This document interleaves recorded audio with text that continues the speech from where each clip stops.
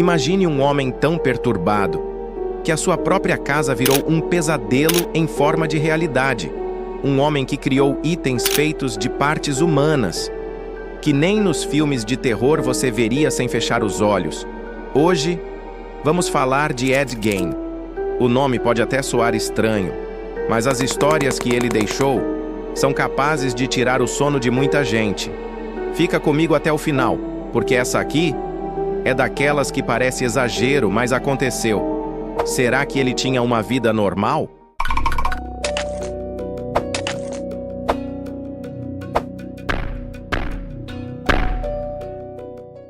Edward Theodore Gein nasceu em 27 de agosto de 1906, nos Estados Unidos, na região rural de Wisconsin. Ele era o segundo filho de George e Augusta Gein, uma família que na superfície parecia comum. Mas como você bem sabe, nem tudo que parece normal realmente é. O pai de Ed era um trabalhador instável, carpinteiro, vendedor e faz tudo, mas com problemas com álcool. A mãe dele, Augusta, era profundamente religiosa e tinha ideias muito rígidas sobre certo e errado. Tão rígidas que ela passava horas lendo versículos pesados da Bíblia para os filhos, falando sobre morte, punição divina, e sobre como o mundo era um lugar cheio de pecado. E aqui já dá para sacar. Ed não teve uma infância brincando de pega-pega.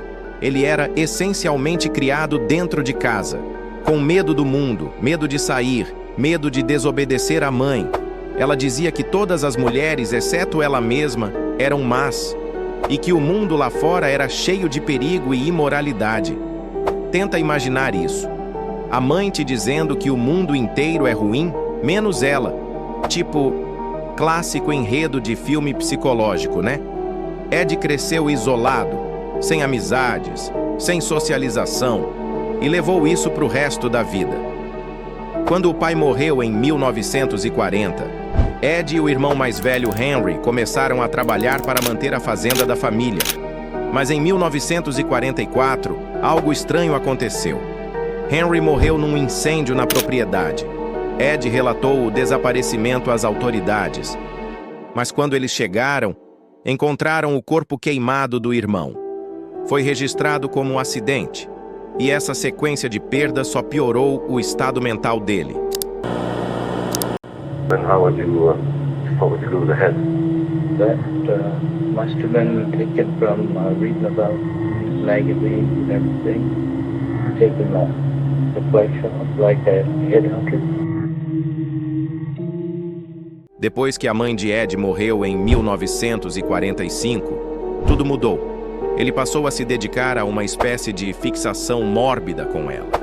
Ele mantinha a casa dela intocada como um santuário e evitava qualquer coisa que não lembrasse a presença dela. A partir daí, ele começou a agir de forma realmente estranha.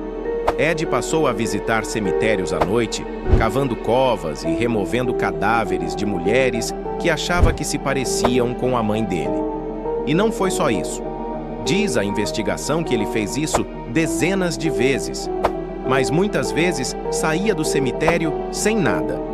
Mas nas vezes que entrou com sucesso, trouxe partes humanas para casa. E não é spoiler. Aquilo que ele fez com esses restos transformou toda a história dele em um dos casos mais bizarros da criminologia. Imagina o vizinho te dizendo: "Ah, é só o Ed, ele tá trabalhando no quintal", quando ele tava, sei lá, cortando pele humana para fazer um abajur. A polícia começou a prestar atenção nele em 1957, quando Bernice Warden, dona de uma loja de ferragens da cidade, desapareceu misteriosamente. Quando os policiais foram até a fazenda dele, eles encontraram o corpo dela pendurado de cabeça para baixo no celeiro, como se fosse um troféu macabro, com sinais de ter sido baleada e mutilada após a morte. Não bastasse isso, a casa dele estava cheia de coisas que mais pareciam cena de filme de terror. Cadeiras estofadas com pele humana, lampixades de pele, máscaras feitas de rostos e até utensílios feitos com ossos e partes que nem deveria existir em uma casa.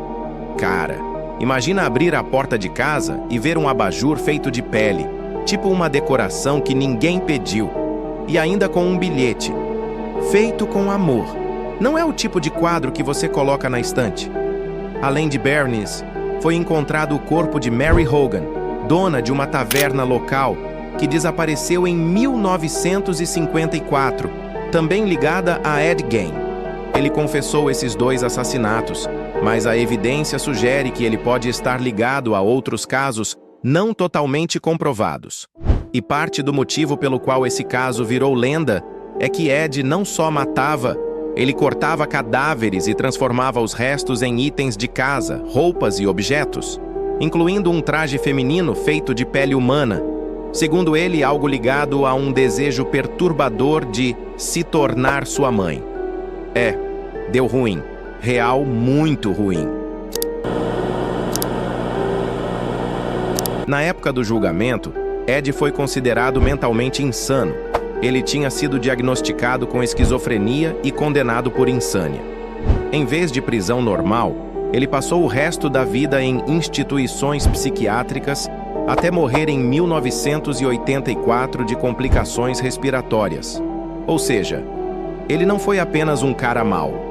Ele foi examinado por profissionais e considerado incapaz de distinguir certo e errado no momento de seus crimes. O caso de Ed Gein influenciou profundamente o imaginário do horror moderno. Grandes vilões de Hollywood foram baseados nele, incluindo personagens como Norman Bates em Psicose, Leatherface em O Massacre da Serra Elétrica e Buffalo Bill em O Silêncio dos Inocentes. Ele é, sem dúvida, um dos casos mais perturbadores da criminologia e também um dos mais estudados. E não para por aí.